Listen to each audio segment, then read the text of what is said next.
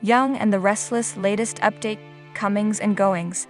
Cameron Kirsten wreaks havoc. May 22nd, 26th, 2023.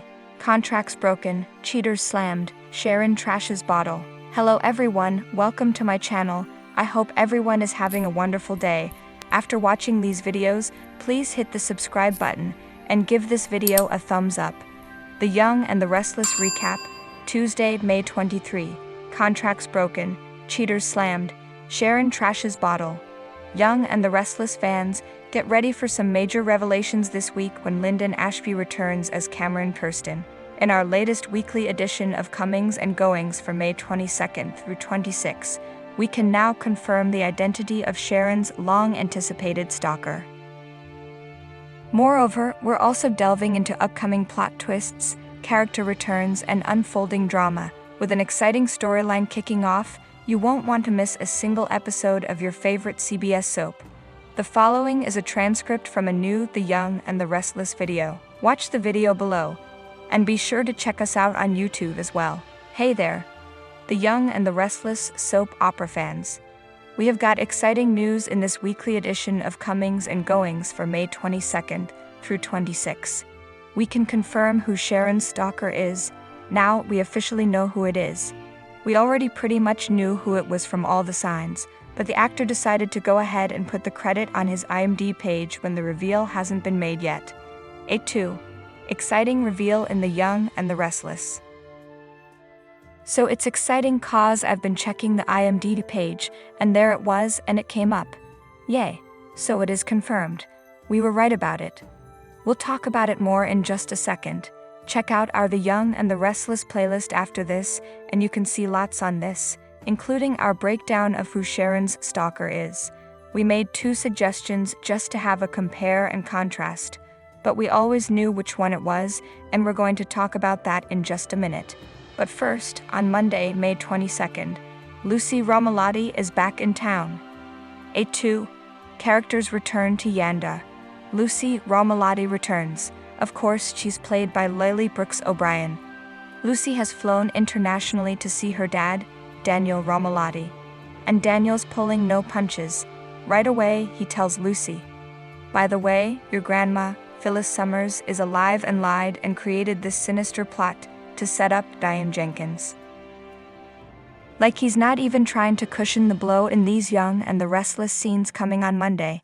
He just sells out her grandma P, and really though, who can blame him? And what's interesting is we still don't know exactly what Daniel did to screw up his relationship with Heather Stevens. But what we do know is that it was bad enough to ruin their relationship. So he does talk about it a little, but they keep hedging around it. I don't think they've told the full story yet, but the bottom line, Lucy is back. And already she knows that she doesn't need to be mourning her grandma. Well, at least for not being dead. She might have to mourn her if she's sent off to prison. And we have also got Phyllis Summers back on Young and the Restless in scenes the week of May 22nd. 8-2. Phyllis Summers surprises fans in Young and the Restless. She's lurking around, and she's changed her little Barrett. She wore it to her own funeral and is in a ball cap and the same glasses. And this is interesting. A lot of us, I certainly did, watching that funeral scene, I'm like, well, that's clearly Phyllis standing there. Like, how do they not know it's Phyllis? Except, what's interesting is the actress who plays Phyllis, Michelle Stafford, said she had that getup on, and she walked right past, I think it was Joshua Morrow. Like somebody she's worked with a ton, like had sex scenes with, all this stuff on Young and the Restless. I'm pretty sure it was Joshua. He walked right by her, smiled, and was just like, sup, like she was just any Rondo extra on the set. And she said she couldn't believe he didn't recognize her. She said she walked around, and a lot of people didn't. So it's easy for us to go, oh well, that's clearly Phyllis, because we all suspected she would show up at the funeral.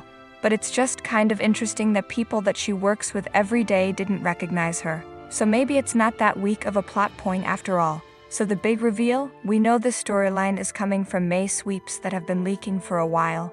That Sharon Newman is going to get a front burner storyline of her own. Finally, it's going to pull Nick Newman away from Sally Spectra. 8-2. Unfolding drama between Nick Newman, Sally Spectra, and Sharon Newman on Young and the Restless. and closer to possibly reuniting with Sharon because it's going to drive a wedge between him and Sally Spectra. You remember he recently and finally told her that he loves her. He's just been betting her, and he's been supportive and stuff. But he told his son Noah Newman that, he wasn't at any kind of stage where he would be in love with her. Then, after talking to Elena, when Elena had to break up with Nate over him betting Victoria, that seemed to spur something in Nick. So he went and told Sally, "Oh, I love you, and I will always be here for you." And she said, "You promise?" Then he goes, "Yeah, I promise." And he's about to be made a liar on Young and the Restless. There's a very dangerous villain from Sharon and Nick's shared past who is coming back, and it could threaten Nick's relationship with Sally. We recently did a video on this, and you can check it out in our playlist. We speculated that it might be Matt Clark, last played by Rick Hurst, but we didn't really think it was him for a couple of reasons. First, he's dead, presumably, but dead doesn't mean a lot on a soap opera. They just brought Diane back. But we introduced him just as a what-if because he's one of the worst people from Sharon's past on Young and the Restless. And that had a lot of overlap with Nick. A2. Who is the villain from Sharon's past in Young and the Restless? But no, it is Cameron Kirsten, played by Lyndon Ashby, and this is really exciting. He wasn't on for that long. He was on back in the early 2000s, and it was a really compelling thing. He had a total of 55 episodes. Cameron tormented Sharon. He was obsessed with Sharon, and he had attacked her and done all this stuff to her. And so the bottle of champagne that she was sent recently, and you could see somebody watching her on Young and the Restless. What's interesting is the very first credit that Lyndon Ashby lists on his IMDb page is that his return as Cameron is May 18th. And on May 18th, that was when somebody was watching her as she got that bottle of champagne. And from the Young the Restless promo, we did a video on that. You can check it out in the playlist. Nick notices this red splotch, and she's like, "Oh, is that paint?" And he's like, "I think it's blood." Lyndon Ashby return confirmed would be willing to bet you that is the exact bottle of champagne that Sharon used to knock Cameron Kirsten upside his full head when he was terrorizing her. And then she dumped his body in the dumpster, left him for dead.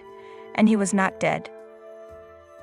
Instead, he decided to kill Frank Barrett, who was Sharon's high school boyfriend, her pre-Nick high school boyfriend when she was 16 and had got pregnant and given birth to twins Maria and Cassie on Young and the Restless. So he killed Frank and ditched Frank's body, then set it up so that it would implicate Sharon in the murder. And then, sure enough, she was charged. Then Cameron offered to get her out of the country on his private jet. Nick stowed away on the jet. Then there was a big fight on the plane, and all three ended up going out of the plane in a parachute, landing in a cornfield, and then the cops came for Cameron Kirsten. So last we saw him, he was being hauled off by the police. Cameron Kirsten back for revenge. He was spitting mad and vowing revenge on Young and the Restless. And then, 20 years later, he's coming back for it. And if you didn't know this, we mentioned in our post where we were speculating which of the two terrors from her past we thought it would be. But another reason that we felt strongly about him coming back before Lyndon Ashby himself confirmed it was because of his wife, Susan Walters, who plays Diane Jenkins. They just celebrated 37 years of marriage last month, and they are head over heels in love. So now they're going to get to work together for a while on Young and the Restless. 8-2. What's coming next on CBS's The Young and the Restless? The second credit for this go-round as Cameron Kirsten for Lyndon Ashby is on May 23rd, which is Tuesday on the US episode. There are no particular spoilers pointing to it. And I do wonder if we're actually going to see a glimpse of him this time, or if it's just going to be more of somebody's POV looking at Sharon from that stalker perspective. The big takeaway from this week's edition of Young and the Restless comings and goings is that Lyndon Ashby has confirmed his return via his IMDb page as Cameron Kirsten, and he is going to be wreaking havoc soon. And that's going to pull Nick to Sharon and away from Sally. There's a whole lot to unpack. It's going to be exciting and not to miss. The Young and the Restless recap, Tuesday, May 23. Contracts broken, cheaters slammed, Sharon trashes bottle. The Young and the Restless spoilers for Tuesday, May 23, teases that Abby Newman Abbott will send Devin Hamilton off to work, since they won't be productive if they're caught up with steamy distractions. On the way out, Devon will notice some boxes in the hallway. It'll lead to Devon assuming that Nate Hastings and Elena Dawson are both moving somewhere else. In the park, Audra Charles will bump into Tucker McCall, who'll gloat about the progress he's made with Ashley Abbott now that he's living at the Abbott house.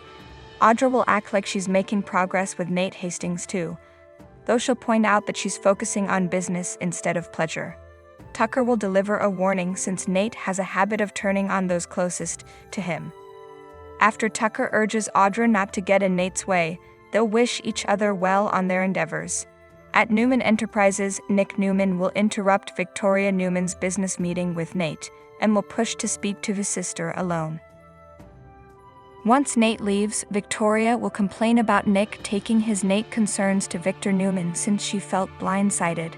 Nick will acknowledge that maybe he was out of turn, but he'll defend his fears and will suspect Nate's coming after his job.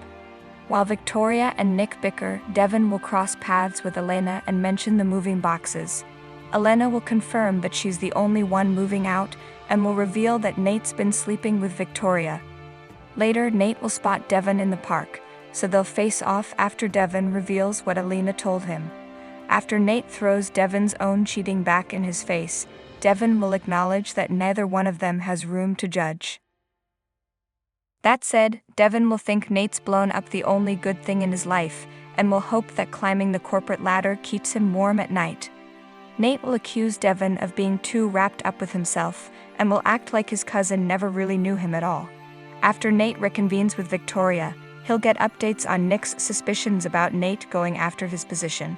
Nate will act like that's a leap, though he'll admit Nick's not entirely wrong since working alongside Victoria one day wouldn't be the worst thing. Next on Tuesday's Young and the Restless episode, Audra will find Elena at Crimson Lights. After Audra asks if Elena's going after revenge on Nate and Victoria, Elena will suggest she's just going to sit back and let things blow up on their own. Since Elena didn't really get a chance to tell Victoria off yet, Audra will point out that Victoria's in her office without a lot of people around. Elena will decide Audra's got the right idea, so she'll march over to Newman Enterprises soon after. Once Elena shows up, she'll let Victoria and Nate know that they'll be letting her out of her medical podcast contract, no questions asked.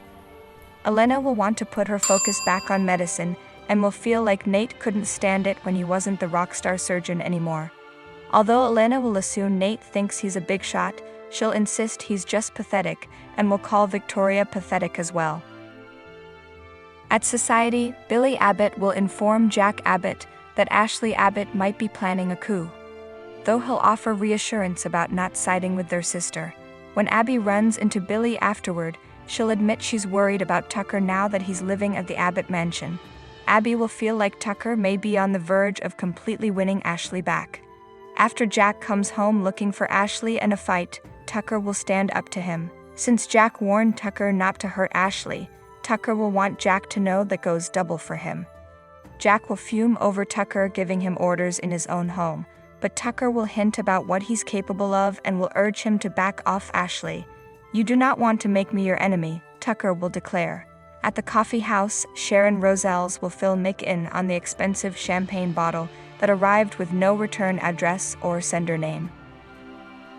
Nick will find out about the cryptic card and will notice there's a smudge on the label. After Nick admits it looks like blood, he'll ultimately downplay it and act like it could be something else. Even so, Nick will find this hole rather weird and will suggest Sharon shouldn't drink it, just to be on the safe side. In the end, Sharon will decide Nick is right and will dispose of the bottle in the trash once he's gone. The Young and the Restless spoilers say Sharon has more unpleasant surprises in her future, so stay tuned for more stalker news. Thanks for watching these videos. Please hit the subscribe button for more updated news.